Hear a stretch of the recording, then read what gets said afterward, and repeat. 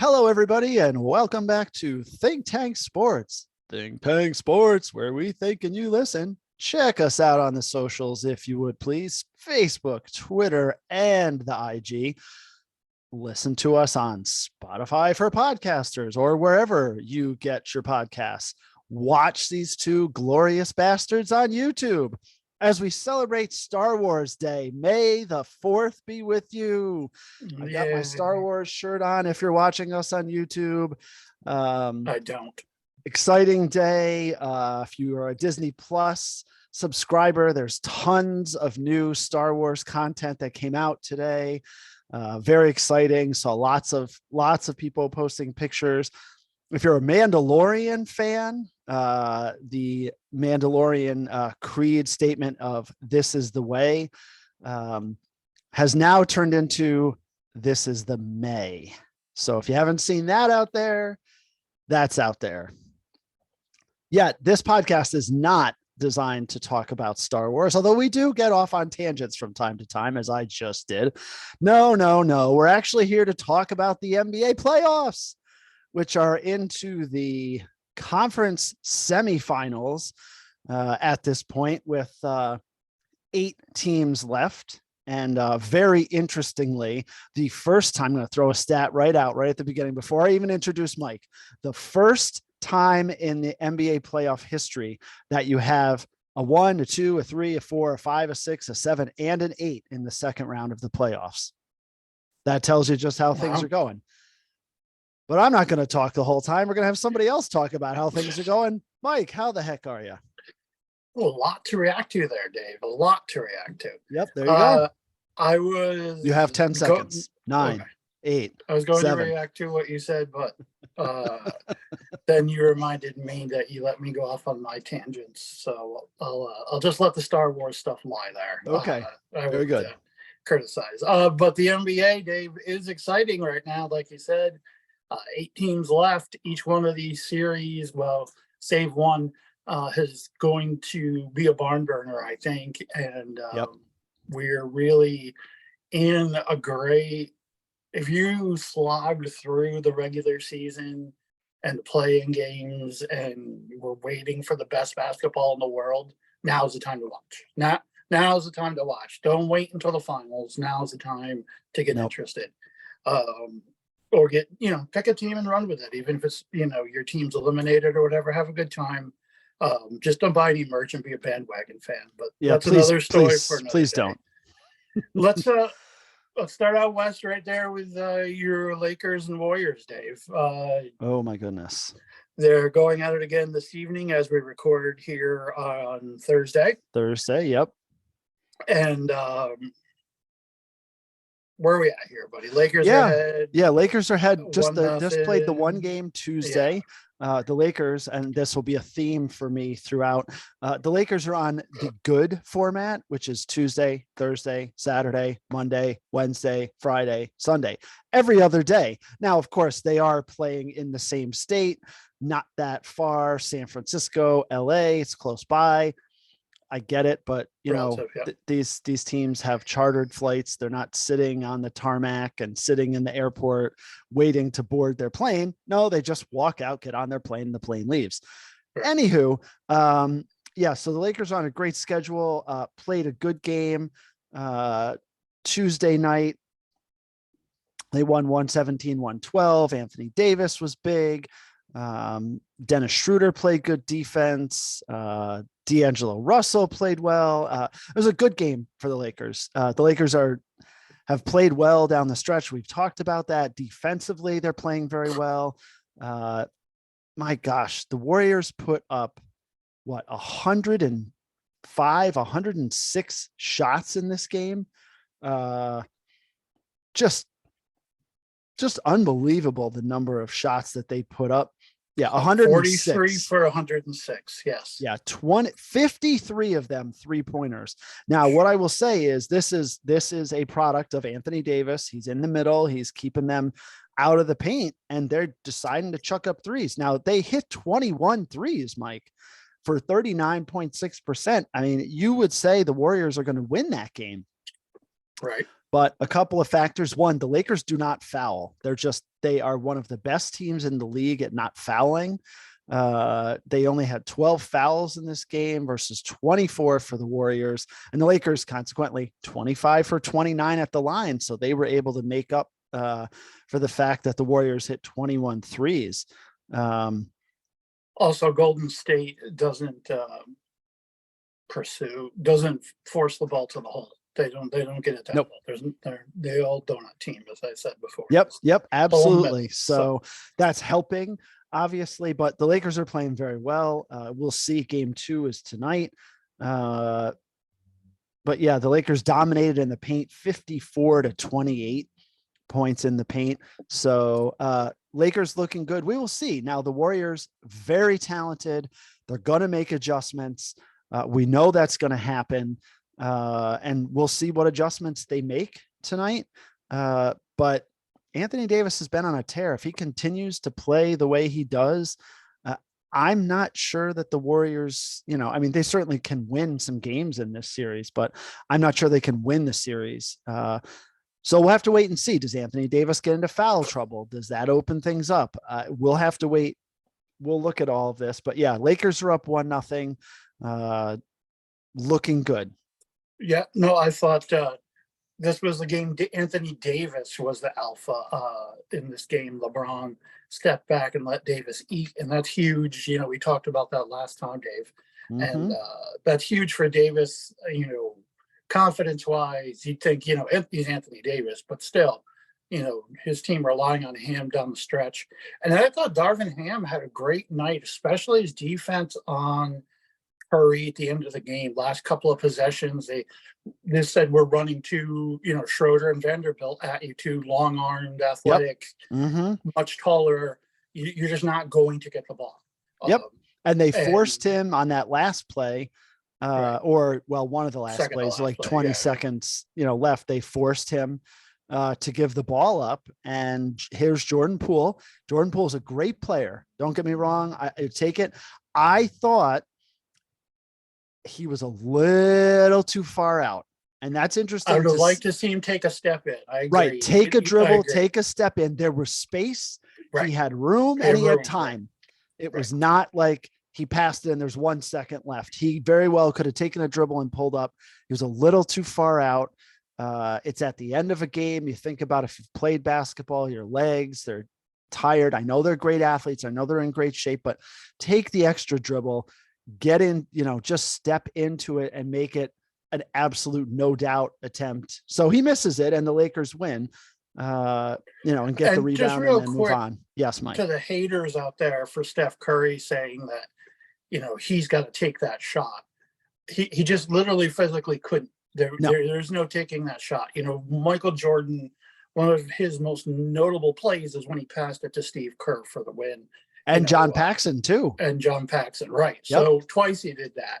Now, you'll say Michael Jordan hit a lot of big shots. Well, so is Curry. So is Curry. Yeah. I mean, let's not forget, and we haven't, we haven't talked about the this. 50 burger. He hit a 50 burger in Game 7.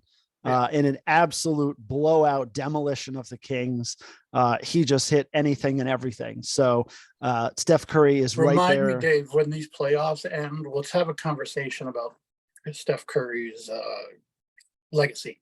See where he ends up. But that 50-point game really made a big difference in legacy. I mean, he, as we talk about, this is the most points ever for a player in a Game 7. Right. So ever forever. Ever. That being said, we'll see what happens with Game 2. While we're hearkening back real quick to previous series, the Lakers knocked Memphis out and your boy Dylan Brooks literally off the team. Memphis couldn't make enough, couldn't quickly run to the microphone faster than they did to say we're not considering bringing him back. So yes. The Lakers with a 40 point win in Game 6 kind of stamped that all away. Dave, I alluded to one series that really is not competitive, and I really think this Denver-Phoenix series is over, buddy. Yeah. Denver's up 2-0. The Suns they just don't have the firepower or the bench. I mean, Yeah. Durant could score 80. It doesn't matter. This game ended 97-87, the last game. Yeah, this is Uh, game 2 Mike's talking Game about. 2. Yep. Yep. And 87 points in a playoff effort. You just can't have it for the Phoenix Suns. They don't look like they have chemistry, and how could they? Getting together so quickly. And everyone jumped on their bandwagon. They were the betting favorite when the playoffs started, Phoenix. And all Denver's done all year is just crush people. Win, baby.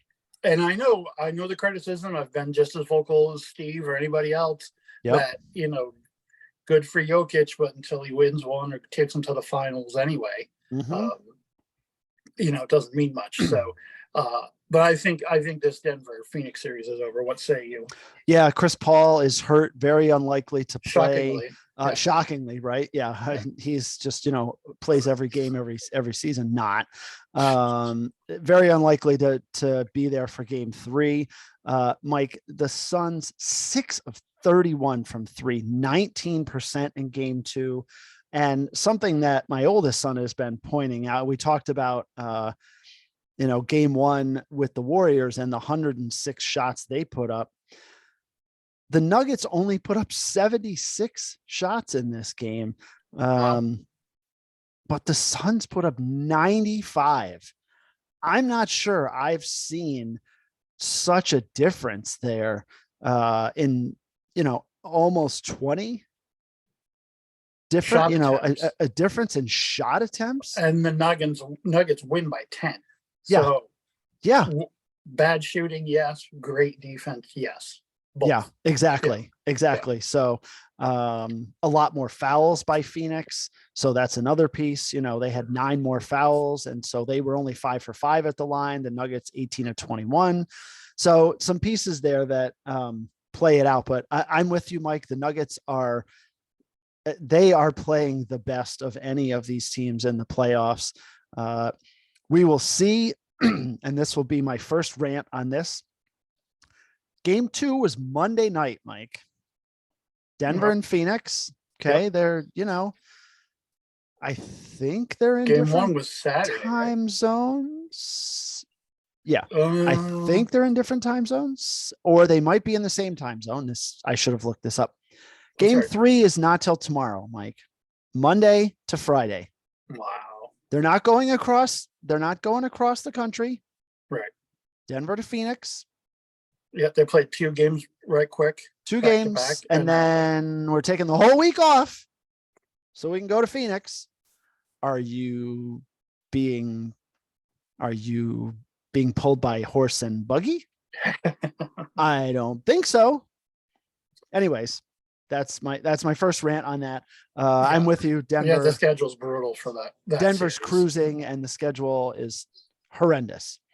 Mike. And you can tell what the NBA thinks about Denver and because of the lack of national exposure. They're just not getting the primetime games. But anyway. Oh, and tell me how this is possible as I'm looking at this Friday's game. Phoenix is favored by 4.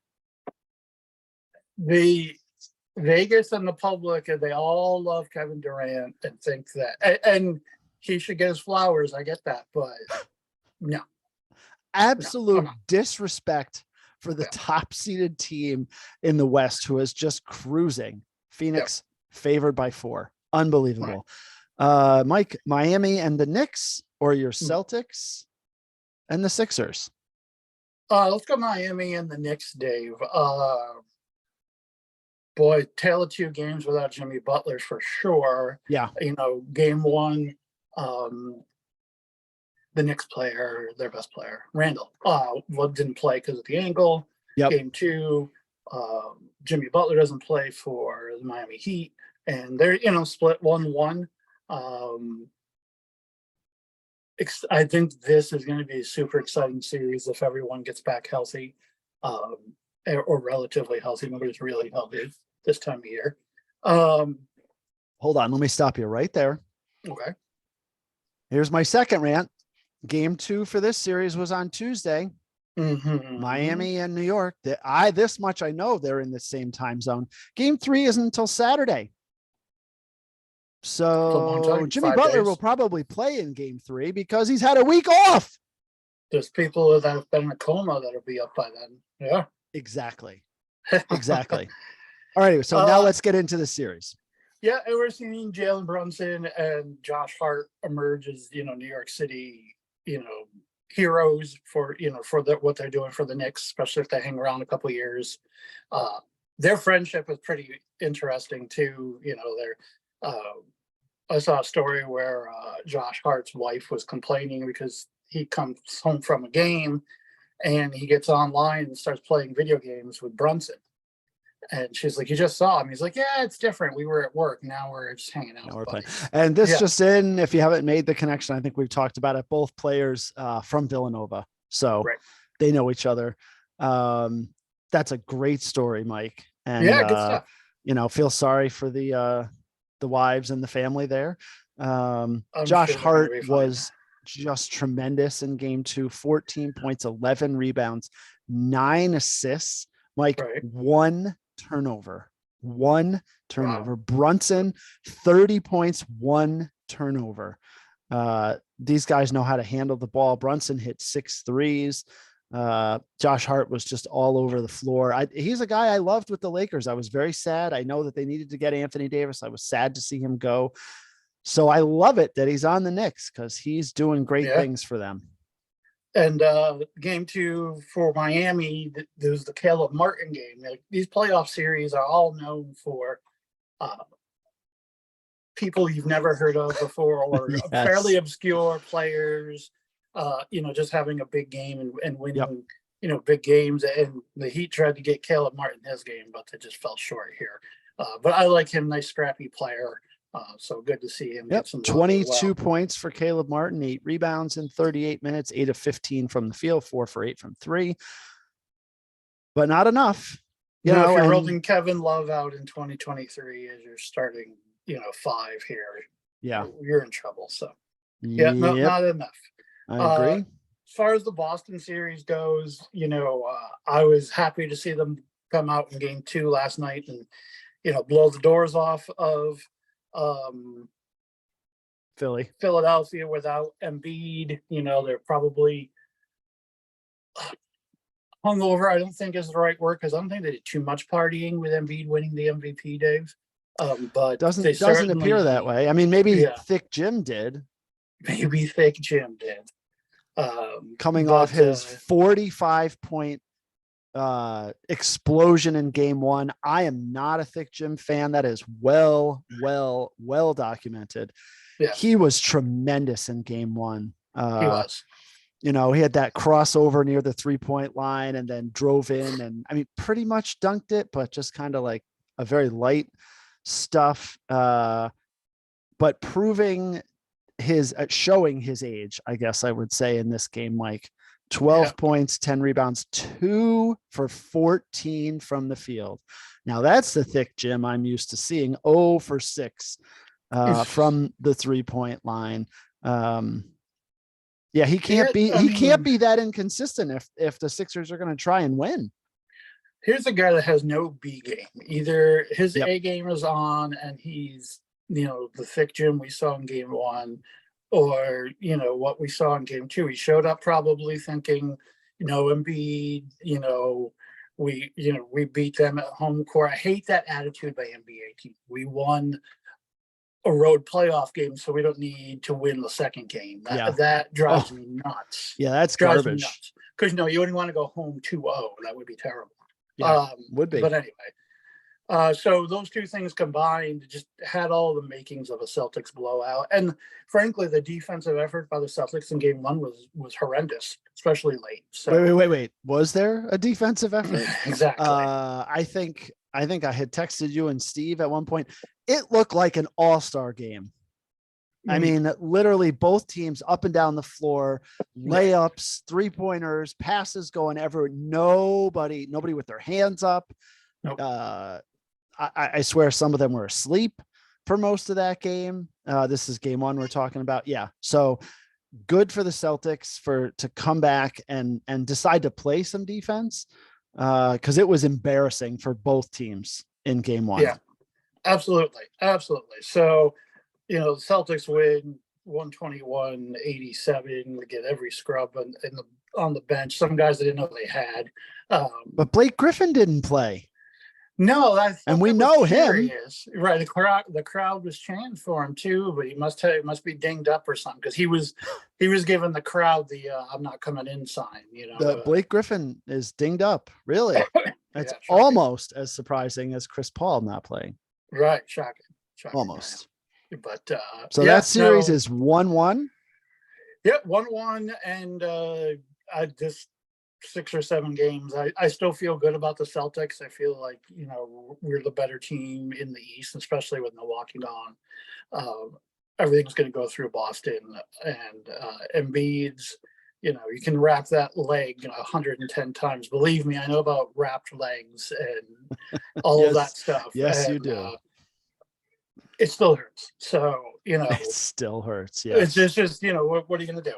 It is what it is. So, I would like to beat the 76ers at full strength, but we'll take a hurt Embiid to give us a little bit of leeway there. Oh, Anything absolutely. I mean, I think, look at you're the defending Eastern Conference champions. Nobody's going to be, oh, well, you didn't have so-and-so and that your victories don't really count. Oh, okay. Really? Right.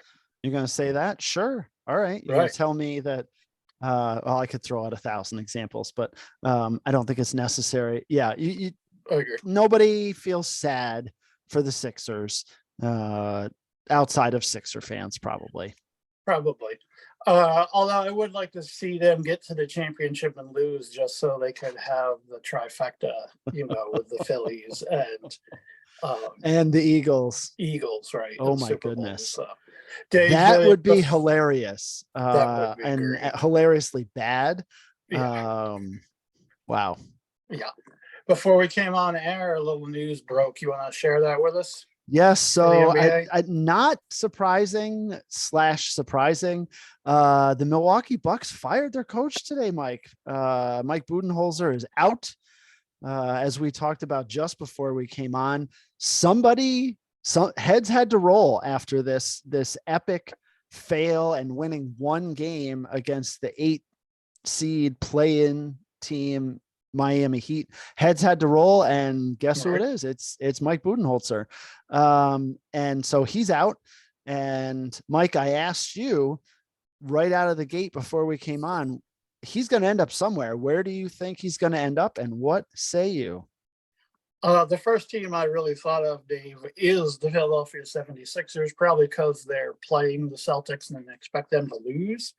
And if they do, at least Doc Rivers is going to have to go out of that front office, Elton Brand, or whatever it is they got going on at the end of the bench. Robert Morey, is that the guy's name? The geeky guy that ruined our relationship with China there a couple of years ago. Could be, yes. From Houston, yeah. Yep, I think that's yes. Who was all the numbers geek for a while, the superstar.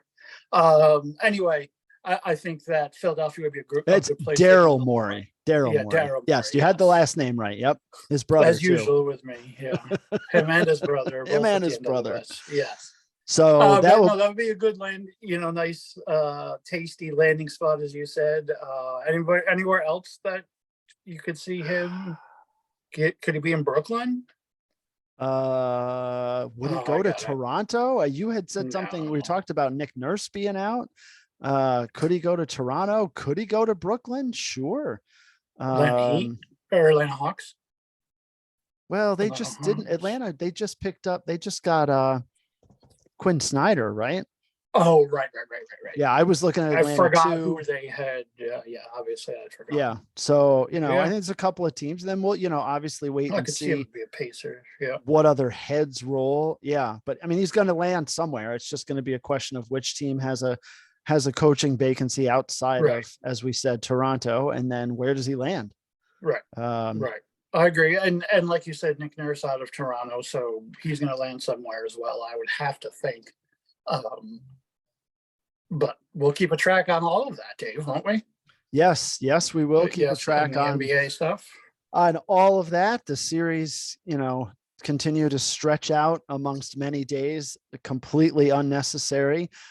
I mean, wait until they get to the finals. I mean, they're going to play what, one game a week for like 4 weeks because they're going to be East versus West. I mean, really, and Yeah, that gets stretched out enough as it is. But we will keep our eyes on the NBA and our ears listening to all of the good things that are going on in the NBA. Reach out to us on social media. Let us know what you think about this podcast.